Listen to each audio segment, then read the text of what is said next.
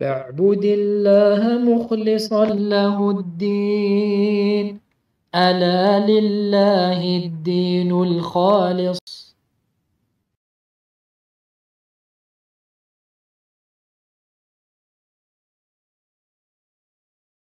الحمد لله رب العالمين، والعاقبة للمتقين، ولا عدوان إلا على الظالمين، وأشهد أن لا إله إلا الله ولي الصالحين، وأشهد أن محمدا عبد الله ورسوله إمام المتقين. اللهم صل على محمد وعلى آل محمد كما صليت على إبراهيم وعلى آل إبراهيم إنك حميد مجيد. اللهم بارك على محمد وعلى آل محمد كما باركت على إبراهيم وعلى آل إبراهيم إنك حميد مجيد. ثم أما بعد، إخوتي في الله وأخوات، ما زلنا نقرأ كتابنا التمهيد لشرح كتاب التوحيد الذي هو حق الله على العبيد. وبحمد الله عز وجل قد شرعنا في باب الخوف من الشرك. فقال المؤلف رحمه الله تعالى: وقول الله عز وجل: إن الله لا يغفر أن يشرك به ويغفر ما دون ذلك لمن يشاء. وقال الخليل عليه السلام: واجنبني وبني أن نعبد الأصنام. وفي الحديث: أخوف ما أخاف عليكم الشرك الأصغر. فسئل عنه فقال: الرياء. وعن ابن مسعود رضي الله عنه أن رسول الله صلى الله عليه وسلم قال: من مات وهو يدعو من دون الله ندا دخل النار. رواه البخاري. ولمسلم عن جابر رضي الله عنه أن رسول الله صلى الله عليه وسلم قال: من لقي الله لا يشرك به شيئا دخل الجنة، ومن لقيه يشرك به شيئا دخل النار. الحمد لله عز وجل قد ذكرنا تعريف الشرك الأكبر والشرك الأصغر، فنواصل. قال المؤلف رحمه الله تعالى: وجه الاستدلال من الآية. فما زلنا في قوله عز وجل: إن الله لا يغفر أن يشرك به ويغفر ما دون ذلك لمن يشاء. طيب، وقلنا إن بعض العلماء ذهبوا إلى أن الشرك في هذه الآية هو الشرك الأكبر والأصغر والخفي. يعني هذه الآية تشمل جميع أنواع الشرك. Donc, on est toujours sur la parole d'Allah subhanahu wa ta'ala, dans le sens rapproché du verset. Certes, Allah ne pardonne pas à ce qu'on lui donne quelque associé, mais hormis cela, il pardonne à qui il veut. Et on avait dit que certains parmi les ulama ont dit que ce verset-là, il englobe toutes les catégories de shirk, que ce soit le polythéisme majeur, bien sûr, mineur, caché ou apparent. Toute catégorie de shirk, Allah Jalla wa Ala ne le pardonne pas. طيب. ووجه الاستدلال من هذه الآية أن في قوله تعالى: لا يغفر أن يشرك به موصول حرفي، فيؤول مع الفعل الذي بعدها، وهو يشرك بمصدر كما هو معلوم، والمصدر نكرة وقعت في سياق النفي، وإذا وقعت النكرة في سياق النفي عمت. Donc, quelle est leur argument pour dire cela, ils disent parce que on a dans le verset le terme an. Taïeb, la yaghfiru an yushraka bihi. Ce an, dans la parole d'Allah subhanahu wa ta'ala, grammaticalement parlant, on dit qu'il est mawsoulun harfi. Mawsoulun harfi. C'est-à-dire qu'on va expliquer, ou on peut expliquer ce qu'il vient après, qui est ici donc un verbe, yushraka, du verbe ashraka, donc yushraka, on va pouvoir l'expliquer et le remplacer par son masdar, c'est-à-dire par sa racine. Et la racine ici, de yushraka, c'est ishrak. Ishrak. Donc une racine ici qui en plus qui sera indéterminée. Qui sera indéterminée. Nakira. Et on avait vu dans les cours précédents que lorsque la racine elle est indéterminée ou indéfinie dans un contexte négatif, il y a un contexte de négation, comme ici, la yaghfiru an yushraka bihi, il ne pardonne pas à ce qu'on lui associe quoi que ce soit. Donc là on a une négation. Donc lorsqu'on a une racine dans un contexte de négation, eh bien cela indique la globalité. Ils disent que cela indique la globalité, c'est-à-dire qu'Allah Jalla wa Ala ne pardonne pas le shirk sous toutes ses formes, quelles que soient ses formes.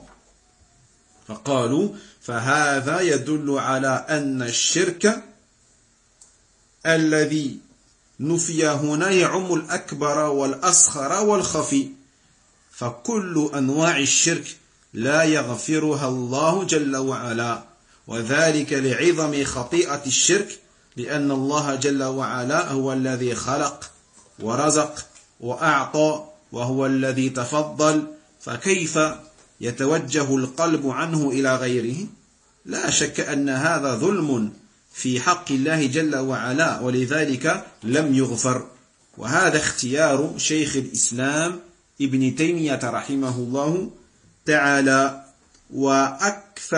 وأكثر علماء الدعوة. طيب.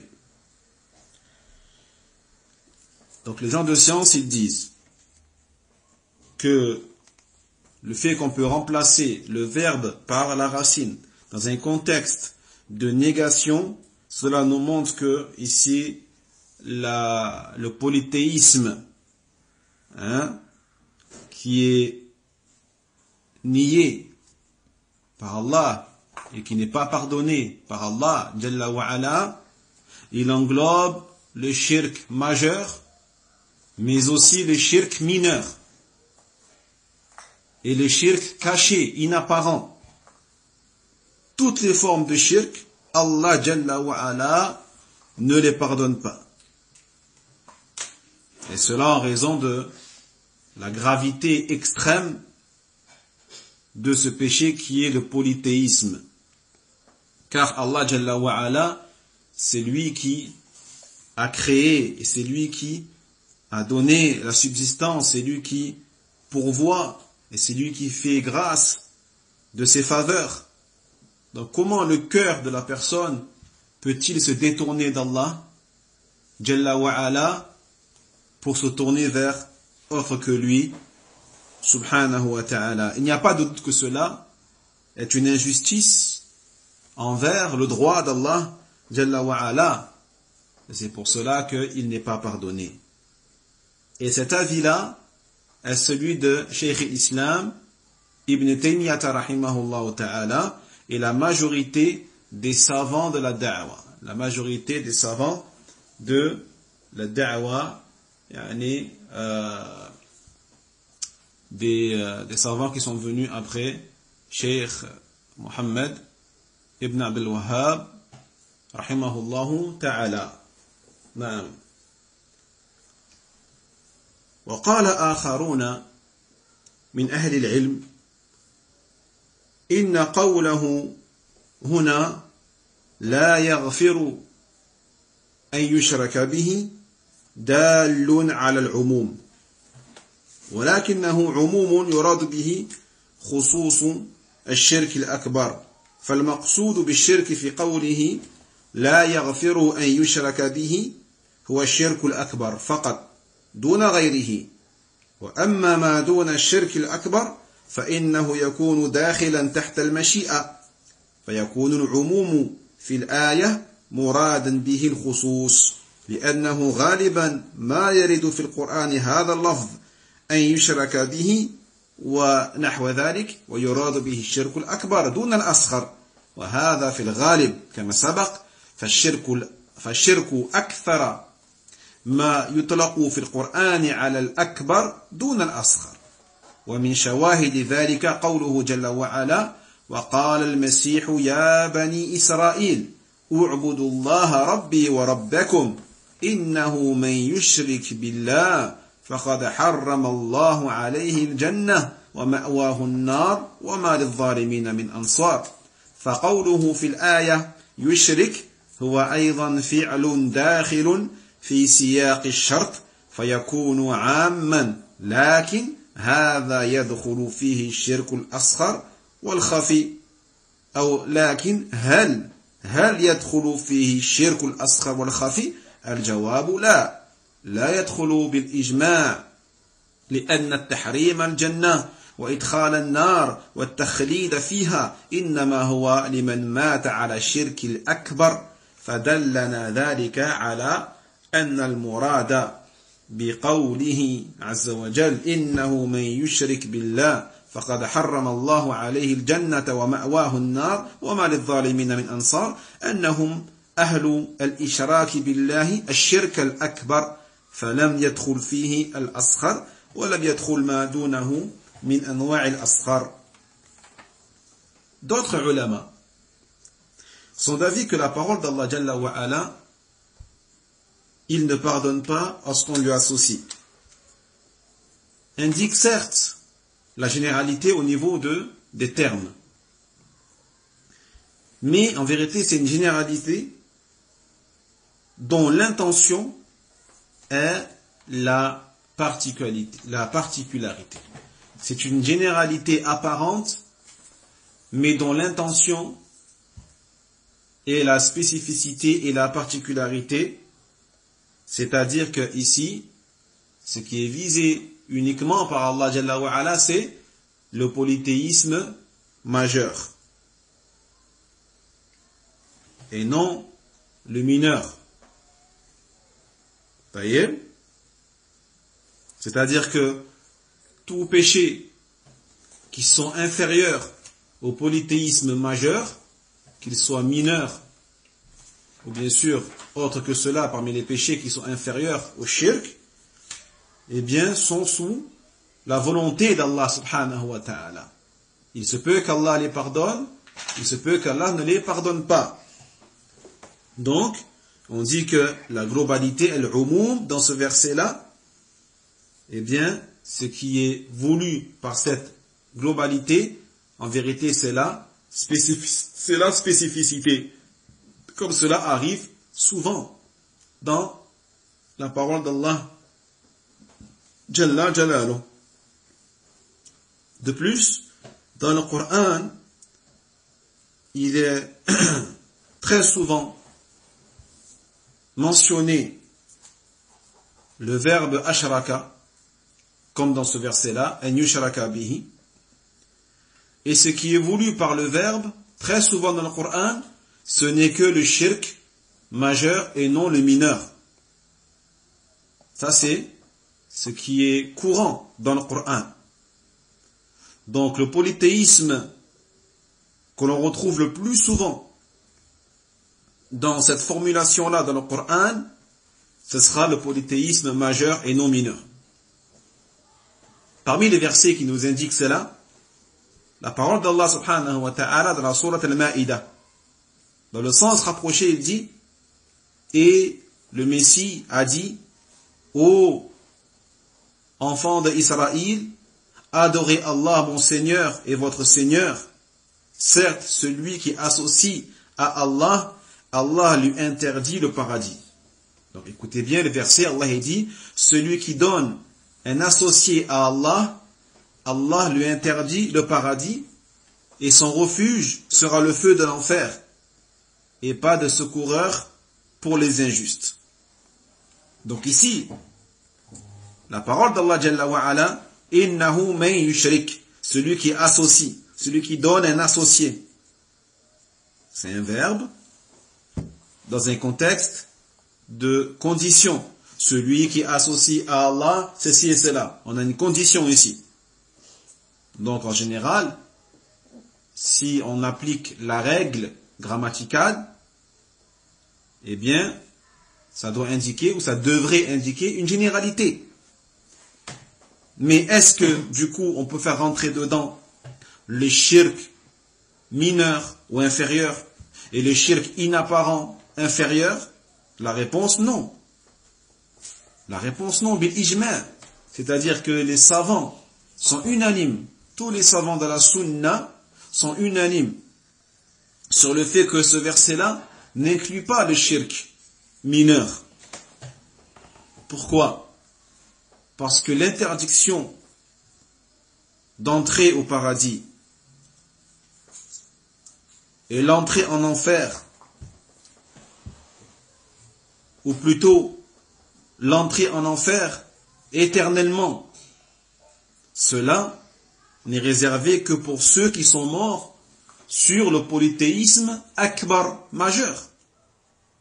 Taïeb, c'est connu que celui qui meurt sur le tawhid, mais qui est mort sur des formes de shirk inférieures, asghar, il est connu que celui-là, sa destination finale sera le paradis. Et qu'Allah Jalla wa Ala ne lui interdira pas le paradis. Taïeb. Donc cela nous indique que l'intention dans ce verset-là, celui qui donne un associé à Allah, Allah lui interdit certes le paradis, et son refuge sera le feu de l'enfer, et pas de secoureur pour les injustes.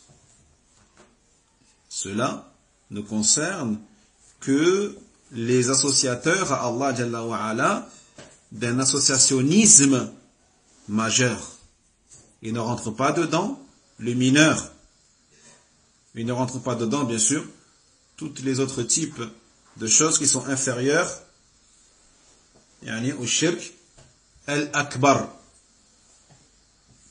فيكون المفهوم إذن من آيتي سورة النساء كالمفهوم من آية سورة المائدة ونحوها، وهذا كقوله في سورة الحج: ومن يشرك بالله فكأنما خر من السماء فتخطفه الطير أو تهوي به الريح في مكان سحيق، فهذا ونحوه وارد في الشرك الأكبر، فيكون على هذا القول المراد بما نفي هنا في قوله سبحانه وتعالى لا يغفر الشرك الأكبر.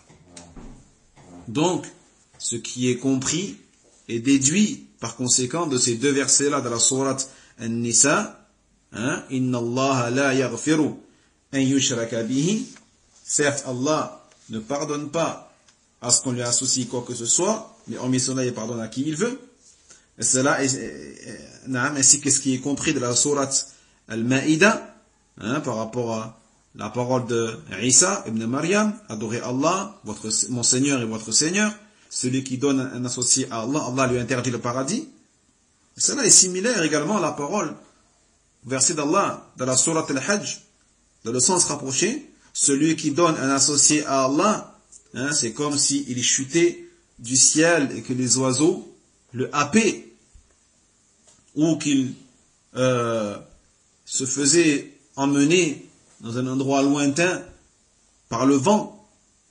Donc ce verset-là, et d'autres versets similaires, bien sûr, il dit les cheikh, concerne l'associationnisme majeur, al-akbar. Donc, selon cet avis, selon cette parole-là, l'intention dans la sourate An-Nisa, eh bien, c'est celle qui va concerner uniquement le fait qu'Allah Jalla wa Ala ne pardonne pas le shirk akbar. Donc on a deux avis ici. Le premier avis, c'est celui de Cheikh l'Islam et de certains autres ulama, que le verset inclut toute catégorie de shirk. Allah ne pardonne pas. Allah ne pardonne pas. Deuxième avis, cela ne concerne que le shirk al-akbar. طيب ولما كان اختيار إمام الدعوة كما هو اختيار عدد من المحققين كشيخ الإسلام ابن تيمية رحمه الله وابن القيم وغيرهما أن العموم هنا شامل لأنواع الشرك الأكبر والأصغر والخفي. كان الاستدلال بهذه الآية صحيحا لأن الشرك أنواع، وإذا كان الشرك بأنواعه لا يغفر فهذا يوجب الخوف منه أعظم الخوف.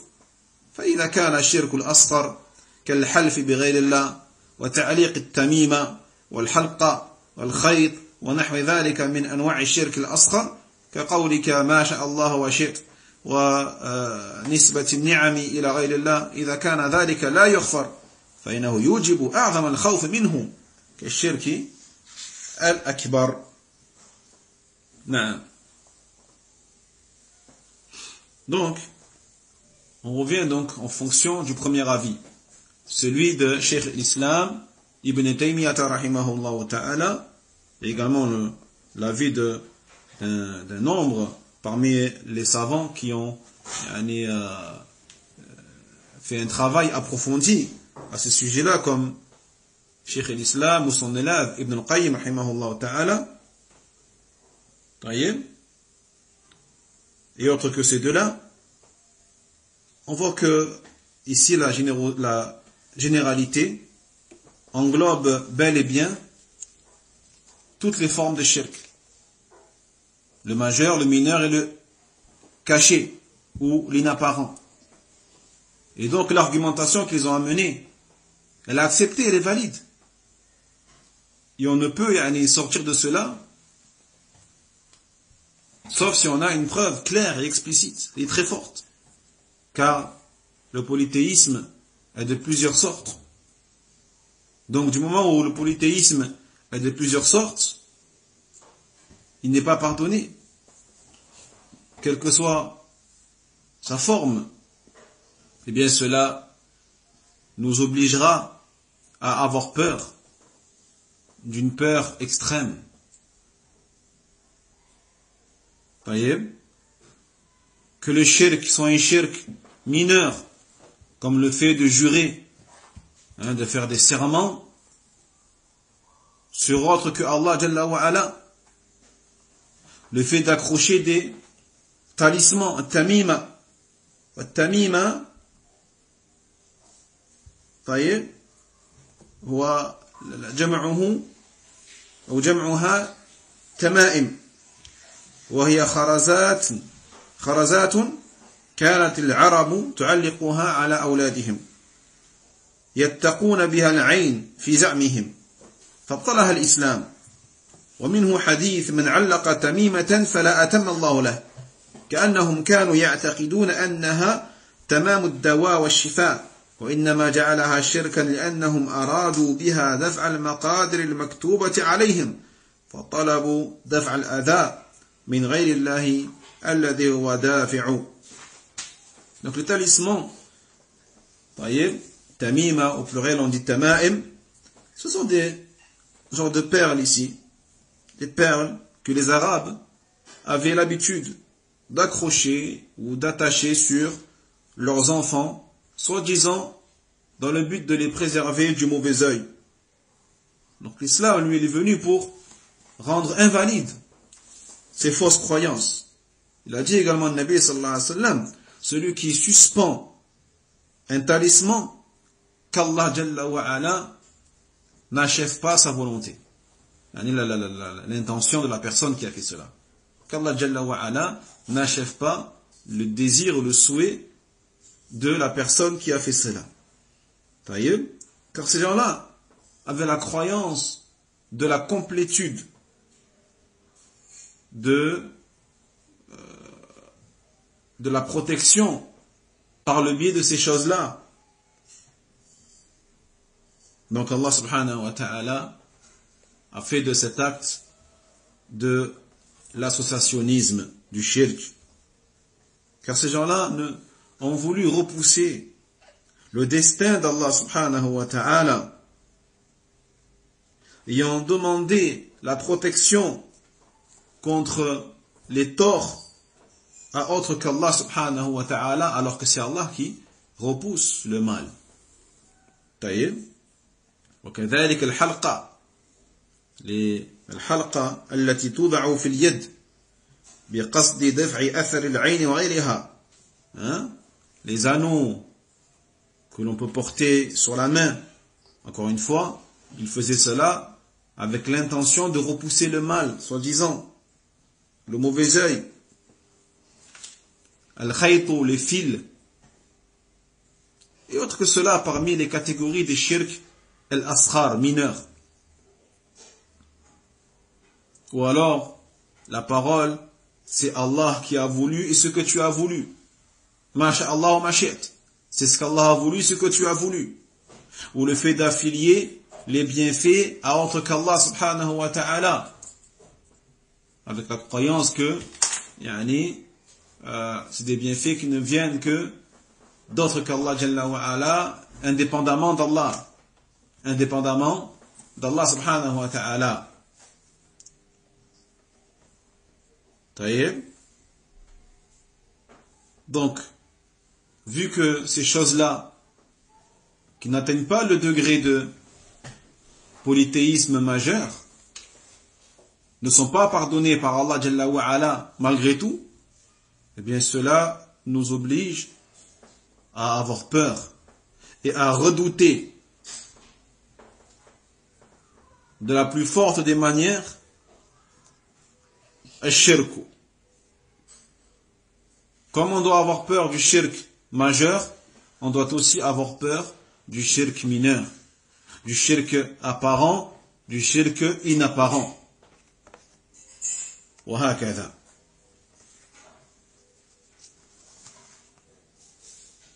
نعم. فإذا كان كذلك فيقع في الخوف من الشرك من هم على غير التوحيد كمن يعبدون غير الله ويستغيثون بغير الله ويتوجهون إلى غيره ويذبحون وينظرون لغيره ويحبون غير الله محبة العبادة ويرجون غير الله رجاء العبادة ويخافون خوف السر من غير الله إلى غير ذلك من ألوان الشرك فيكون هؤلاء أولى بالخوف من الشرك لأنهم وقعوا فيما اتفق عليه أنه لا يغفر كما يقع في الخوف من الشرك أهل الإسلام الذين قد يقعون في بعض أنواع الشرك الخفي أو الشرك الأصغر بأنواعه وهم لا يشعرون أو وهم لا يحذرون.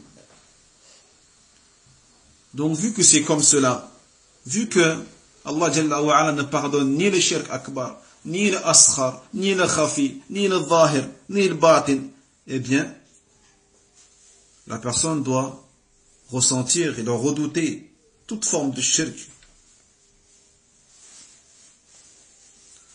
Notamment, bien sûr, surtout, ceux qui ne sont pas sur le tawhid, ceux qui, de base, ne sont pas des monothéistes, comme ceux qui adorent autre qu'Allah Jalla wa Ala, ceux qui demandent le secours à autre qu'Allah Jalla wa Ala, qui sont orientés vers autre qu'Allah subhanahu wa ta'ala, qui sacrifient et qui immolent pour autre que Allah Jalla wa Ala, ou qui font des vœux pieux pour autre qu'Allah Jalla wa Ala, qui aiment autre qu'Allah subhanahu wa ta'ala d'un amour d'adoration, qui implique la soumission, la glorification, l'obéissance totale, absolue. C'est un amour qui est interdit et qui est réservé exclusivement à Allah Jalla wa Ala, ou qui espère en autre qu'Allah subhanahu wa ta'ala d'un espoir d'adoration. Le cœur, il est attaché à la créature. La confiance, elle est du cœur, elle est attachée à la créature, à Allah. Ça, c'est une chose qui est réservée aussi à Allah subhanahu wa ta'ala. Ceux qui ont peur des créatures, d'une peur d'adoration, comme ceux qui ont peur des tombes, des morts, ceux qui ont peur des choses qui en réalité ne peuvent rien leur faire, qui n'ont pas la capacité de leur nuire, ni religieusement, ni matériellement, et autre que cela parmi les catégories de polythéisme. Donc cela, bien sûr, ils devraient encore plus redouter le shirk, car ils sont en plein dedans. Et car ils sont tombés dans des formes de shirk sur lesquelles il y a le consensus des ulama sur le fait que ces choses-là ne sont pas pardonnées. Ne sont pas pardonnées. Non. Mais également, cette peur, elle doit aussi être ressentie par les gens de l'islam, par les musulmans. Car il se peut que les musulmans, eux aussi, tombent dans certaines formes de polythéisme. Et des fois, ces formes-là, elles sont cachées. Elles sont sournoises. Ça y est? Ou des formes de shirk mineurs, sans qu'ils le sachent, ou sans qu'ils ne fassent attention. فلهذا كما قال الشيخ عبد الرحمن ابن حسن ابن محمد ابن عبد الوهاب رحمه الله فلهذه الأمور وغيرها أخبر أنه لا يغفر مع أنه كتب على نفسه الرحمة وهذا معنى كلام ابن القيم رحمه الله وفي الآية رد على الخوارج المكفرون بالذنوب وعلى المعتزلة القائلين بأن أصحاب الكبائر يخلدون في النار وليسوا عندهم بمؤمنين وليسوا عندهم بكفار ولا يجوز أن يحمل قوله ويغفر ما دون ذلك لمن يشاء على التائب فإن التائب من الشرك مغفور له كما قال جل وعلا قل يا عبادي الذين أسرفوا على أنفسهم لا تقنطوا من رحمة الله إن الله يغفر الذنوب جميعا إنه هو الغفور الرحيم فهنا عمم وأطلق لأن المراد به التائب وهناك خص وعلق لأن المراد به من لم يتوب فهذا ملخص قول شيخ الإسلام رحمه الله. C'est pour cela que, comme il dit Cheikh Abdurrahman ibn Hassan al-Sheikh rahimahullah ta'ala, c'est pour toutes ces choses-là qu'Allah subhanahu wa ta'ala nous a informé qu'il ne pardonnait pas le shirk. Bien que Allah subhanahu wa ta'ala s'est écrit pour lui-même ar-Rahma, la grâce, la faveur, Rahma, et nous a fait comprendre que sa Rahma l'emporte sur sa colère. Mais le fait de mettre un égal à Allah subhanahu wa ta'ala, ceci n'est pas pardonnable. Et ceci est le sens de la parole de Ibn Qayyim rahimahullah ta'ala. Et donc dans ce verset-là, on a une réfutation à l'encontre des Khawarij. Qu'Allah nous préserve des Khawarij. Ceux qui rendent mécréants, à travers les péchés majeurs, n'atteignant pas le degré de shirk. Et c'est une réfutation également à l'encontre des Mu'tazila, qui disent que ceux qui font des péchés majeurs seront en enfer pour l'éternité. Les péchés majeurs, n'atteignant pas le degré de shirk, akbar, seront en enfer pour l'éternité. Et pour le Mu'tazila, celui qui fait des péchés majeurs n'est ni un croyant, ni un kafir. Mais il est entre deux degrés. Il est entre les deux degrés. Il est entre le kufr et la foi. Allah al-Musta'an. Donc il n'est pas permis de dire que le verset ici, lorsqu'Allah dit وَيَغْفِرُ مَا دُونَ ذَلِكَ لِمَنْ يَشَاءُ, et il pardonne hormis cela à qui il veut. Il pardonne hormis cela à qui il veut. Ça, c'est une réfutation contre les Khawarij. Allah Jalla wa Ala, il dit qu'il ne pardonne pas les shirk. Mais ceux qui n'atteignent pas le degré du shirk, ça veut dire qu'Allah, il se peut qu'il le pardonne.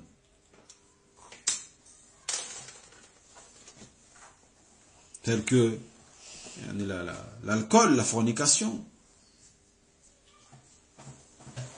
Tous les péchés majeurs. Et donc, on n'a pas le droit de dire non plus, que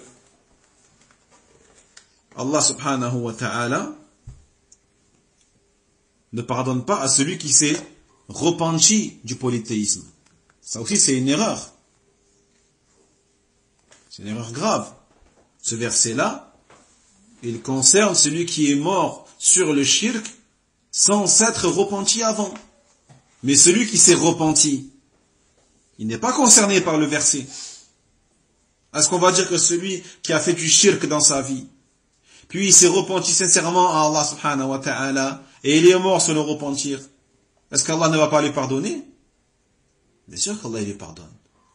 Si son repentir il est sincère. Et si il est conforme aux conditions d'acceptation du repentir, Allah lui pardonne. Donc ce verset-là concerne celui qui est mort sans s'être repenti, qui est mort sur le shirk avant de se repentir. Il dit Allah Jalla wa Ala, قُولْ يَا عِبَادِيَ الَّذِينَ أَسْرَفُوا عَلَى أَنفُسِهِمْ لَا تَقْنَطُوا مِنْ رَحْمَةِ اللَّهِ.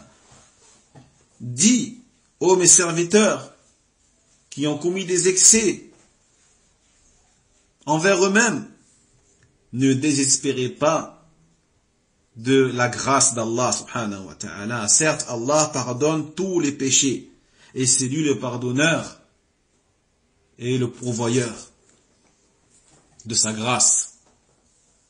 Donc comment on fait pour réunir les deux versets? Est-ce qu'il y a une contradiction entre les deux versets? Jamais de la vie. Allah dit d'un côté, Allah ne pardonne pas à ce qu'on lui associe. Et de l'autre, il dit, Allah pardonne tous les péchés. Il y a une contradiction ici. Donc ça veut dire quoi? Ça veut dire qu'Allah Jalla wa Ala pardonne tous les péchés à condition que la personne se repente avant de mourir. Celui qui se repent du shirk avant de mourir, Allah lui pardonne. Vous voyez? Et il se peut même qu'il fasse partie des gens qui vont entrer au paradis, sans jugement ni châtiment. Si, après s'être repenti, il est arrivé à un tel niveau de tawhid, qui est un niveau de complétude, de perfection du tawhid, il se peut même que celui-là entre au paradis sans jugement ni châtiment. Vous voyez?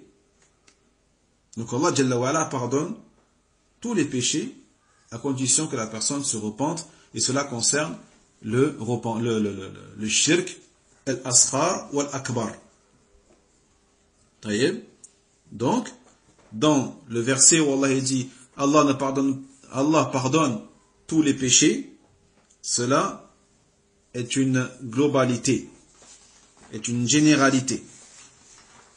Et ce qui est compris dans ce verset, bien sûr, c'est Allah pardonne tous les péchés vis-à-vis du repentant, de celui qui s'est repenti du polythéisme majeur et mineur. Mais dans l'autre verset où Allah dit Allah ne pardonne pas à ce qu'on lui a associé quoi que ce soit, ici Allah Jalla wa Ala, il a spécifié une catégorie spécifique, c'est-à-dire ceux qui ne se sont pas repentis, qui n'ont pas demandé pardon à Allah Jalla Jalal. Donc ça c'était le résumé donc de la parole de Cheikh l'Islam Ibn Taymiyyah rahimahullah ta'ala.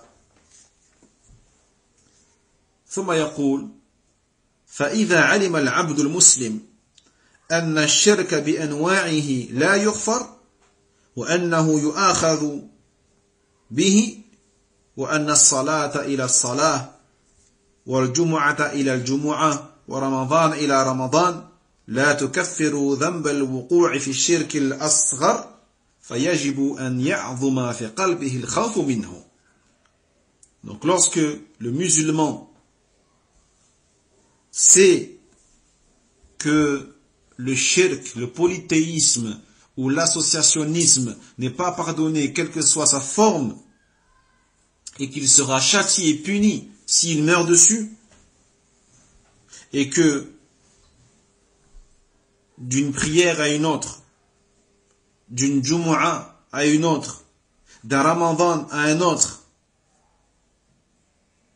eh bien tous ces actes-là, immenses, parmi les rites islamiques, les 5 prières obligatoires, les prières du vendredi, les Ramadan, toutes ces choses-là n'effacent pas les péchés qui sont de l'ordre du polythéisme, même s'il est mineur. Subhanallah. Imagine, tu fais tes 5 prières tous les jours. Tu pries tous les vendredis avec Al-Jama'a. Tu fais Ramadan tous les ans. Eh bien, cela ne suffira jamais tant que tu ne t'es pas repenti sincèrement pour effacer les actes de polythéisme, même mineurs. Donc à partir de là, tu sais qu'il t'est obligatoire. Il t'est obligatoire de mettre dans ton cœur cette peur. Cette peur vis-à-vis du polythéisme. وهناك يشير الشيخ حفظه الله إلى الحديث الذي رواه مسلم في كتاب الطهارة باب الصلوات الخمس والجمعة إلى الجمعة ورمضان إلى رمضان مكفرات لما بينهن ما اجتنبت الكبائر بإسناده عن أبي هريرة رضي الله عنه أن رسول الله صلى الله عليه وسلم كان يقول الصلوات الخمس والجمعة إلى الجمعة ورمضان إلى رمضان مكفرات ما بينهن أو مكفرات لما بينهن إذا اجتنب الكبائر. Donc ici la parole de Cheikh Saleh Hafidhahullah Ta'ala, lorsqu'il parle d'une prière à une autre, d'une Jumu'ah à une autre, d'un Ramadan à un autre, bien sûr c'est en référence au hadith de Nabi sallallahu alayhi wa sallam rapporté par l'imam Muslim dans son Sahih selon Abi Huraira radiyallahu anhu, qui a dit que le messager d'Allah sallallahu alayhi wa sallam a dit les 5 prières, la Jumu'ah d'une Jumu'ah à une autre, d'un Ramadan à un autre, sont des causes d'expiation des péchés. Tout ça, quand tu fais tes 5 prières, quand tu fais tes Jumu'at, quand tu fais tes Ramadan, tout ça c'est des causes d'expiation des péchés. Allah Jalla wa Ala, par ces actes, ces adorations-là, il pardonne les péchés que tu commets entre les deux. À condition que tu t'éloignes des kaba'ir, des grands péchés.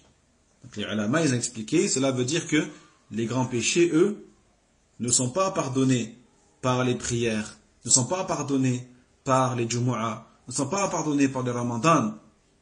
Car pour qu'ils soient pardonnés, il faut une condition supplémentaire qui est le repentir. Qui est le repentir.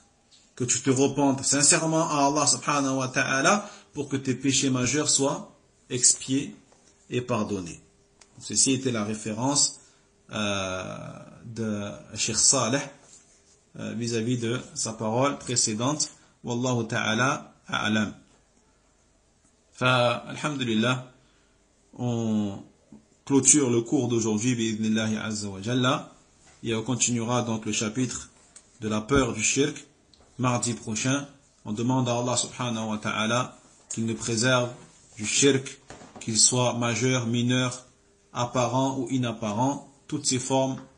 On demande à Allah subhanahu wa ta'ala une bonne fin, qu'on meure tous sur le tawhid et qu'on fasse partie des gens qui entreront au tawhid, au paradis, sans jugement ni châtiment. Hada wallahu ta'ala a'lam. Wa subhanaka Allahumma wa bihamdika ashhadu an la ilaha illa anta astaghfiruka wa atubu ilayk. Wa barakallahu fikum. والعلم عند الله، وآخر دعوانا أن الحمد لله رب العالمين، والسلام عليكم ورحمة الله وبركاته. وينجي الله الذين اتقوا بمفازتهم لا يمسهم السوء ولا هم يحزنون.